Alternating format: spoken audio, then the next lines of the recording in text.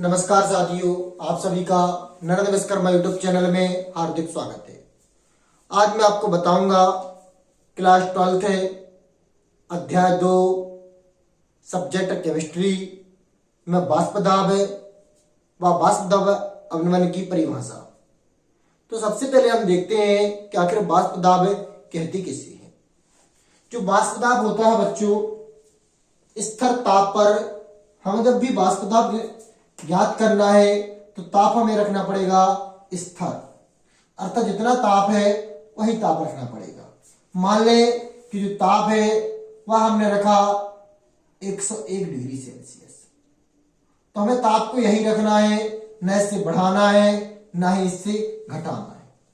तो स्थिर ताप पर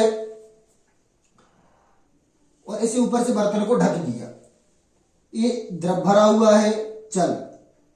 स्थिर ताप पर गैस द्वारा द्रव की सतह पर, यहां पर गैस भरी हुई है, जब हम इसे नीचे से गर्म करेंगे तो यह गैस जब बाहर नहीं निकल पाएगी तो इस द्रव पर कोई ना कोई दाब आरोपित करेगी, इसी को वाष्प दाब कहते हैं। एक बार और सुने, परिभाषा आप क्या लिखेंगे? स्थिर ताप पर गैस द्वारा द्रव की सतह पर आरोपित दाब को या लगाए गए दाब को वाष्प दाब कहते हैं। क्या कहते हैं? वाष्प दाब। तो आप इस परिभाषा को नोट कर लीजिए। स्थिर ताप पर गैस द्वारा द्रव की सतह पर आरोपित दाब को वाष्प दाब कहते हैं। यदि आपको पेपर में परिभाषा भूलती है तो इससे सरल परिभाषा भी आप नोट कर लीजिए जो आपको भूलेगी नहीं। इससे सरल परिभाषा है, आपको किसी भी दाब की परिभाषा याद करना है। जैसे हमने कहा रक्त दाब, तो रक्त द्वारा लगाया गया दाब को रक्त दाब कहते हैं। वाष्प दाब, तो वाष्प द्वारा लगाए गए दाब को वाष्प दाब कहते हैं। जब भी भूल जाए तो आपको सीधा सीधा कह देना है बस वाष्प दाब, रक्त दाब, कुछ भी आता है तो यहां पे लिख सकते हैं, आपको जब भूले तब। नहीं तो जो मैंने परिभाषा पहले बताई है वह बेस्ट है। अब हम देखते हैं वाष्प दाब अवनमन क्या कहलाता है। वाष्प दाब अवनमन किसे कहते हैं? तो वाष्प दाब अवनमन की परिभाषा समझने से पहले आप समझें विलयन, क्योंकि विलयन की आपको जरूरत यहां पर पड़ेगी। तो विलयन कहलाता है दो या दो से अधिक पदार्थों का सामांगी मिश्रण, या आप कह सकते हैं विलय और विलायक का मिश्रण।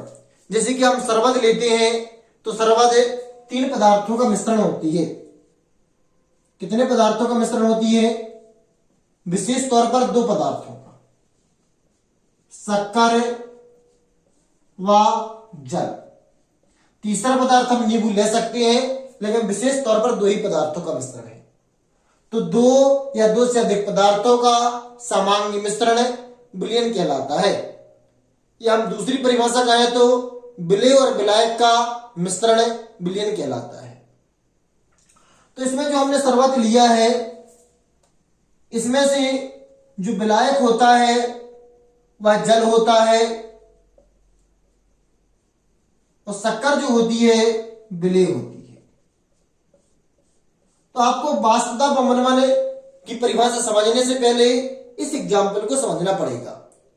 हम इसमें शरबत को गर्म करेंगे तो आप हमें बताइए क्या इस शक्कर की वाष्प बन सकती हैं? जी नहीं। यदि हमने इसकी शरबत की मात्रा 1000 मिलीलीटर ली है, जिसमें 50 ग्राम शक्कर और 950 ग्राम जल है, तो इसकी वाष्प और इसकी वाष्प बराबर बनेगी, इस शक्कर की वाष्प नहीं बनेंगी। ठीक है ना?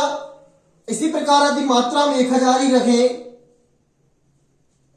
और इसकी मात्रा 100 ग्राम कर दें और इसकी मात्रा हम ले लें यहां पर 900, कितनी कर दें? 900।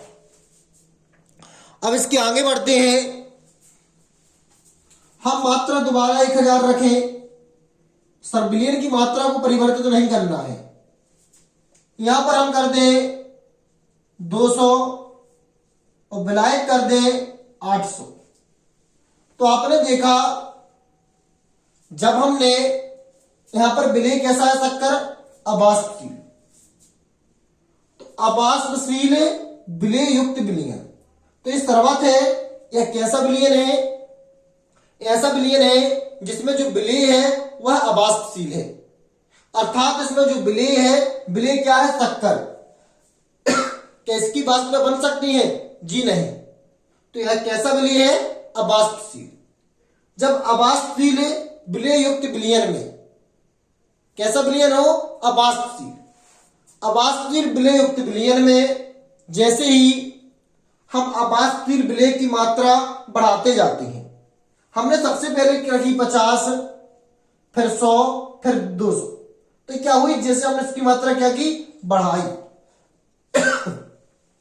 तो वैसे वैसे वाष्प दाब में कमी आती जाती है, क्योंकि शक्कर की तो वाष्प में बनना नहीं है। विलायक की मात्रा अधिक थी तो वाष्प अधिक बनेगी, फिर उससे कम इसमें बनेगी, फिर उससे कम इसमें बनेगी। क्यों? क्योंकि वाष्प बनना है किसकी? विलय में, विलय की, सॉरी जल की। विलय की नहीं बनना है, शक्कर की नहीं बनना है, किसकी बनना है? जल की। और जब जल की मात्रा घटेगी तो वाष्प भी क्या होगी? घटेगी। तो परिभाषा क्या होगी? अबाष्पशील विलय युक्त विलयन में हम जैसे जैसे अबाष्पशील विलय की मात्रा बढ़ाते जाते हैं, वैसे वैसे वाष्प दाब में कमी आती जाती है। इसी कमी को ही वाष्प दाब में वाष्प दाब अवनमन कहते हैं। एक बार और दोबारा देखें और अच्छे से समझें। हमने मात्रा एक समान रखी। शक्कर एक ऐसा विलय है जिसकी वाष्प नहीं बनेगी, जल की वाष्प बनेगी। हमने क्या किया? शक्कर की मात्रा बढ़ाई और जल की मात्रा घटाई, क्योंकि हमें इसका जो विलयन सर्वत है, जो विलयन है, इसकी मात्रा वही की वही रखेंगे।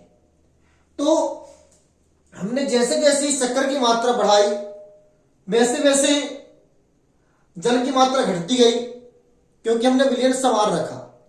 तो क्या परिवर्तन हुआ कि जो वाष्पें थी वह घटती हैं। क्यों? क्योंकि शक्कर की तो वाष्प बननी नहीं थी, वाष्प किसकी बननी थी? विलायक की। और विलायक की मात्रा जब घटेगी तो वाष्पें घटेंगी।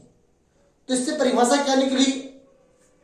परिभाषा कुछ इस प्रकार निकली, अबाष्पशील विलय युक्त विलयन।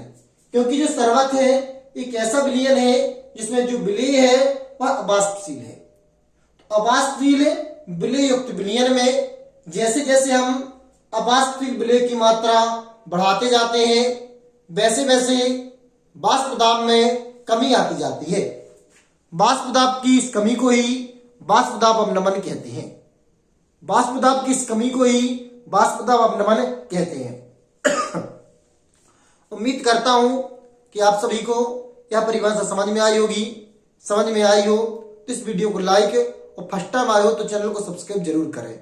साथ ही बेल आइकन पर क्लिक कर लें, जिससे जब भी कभी मैं वीडियो बनाऊं उसकी जानकारी सर्वप्रथम आप तक पहुंच सके। नमस्कार, जय माता दी, राधे राधे।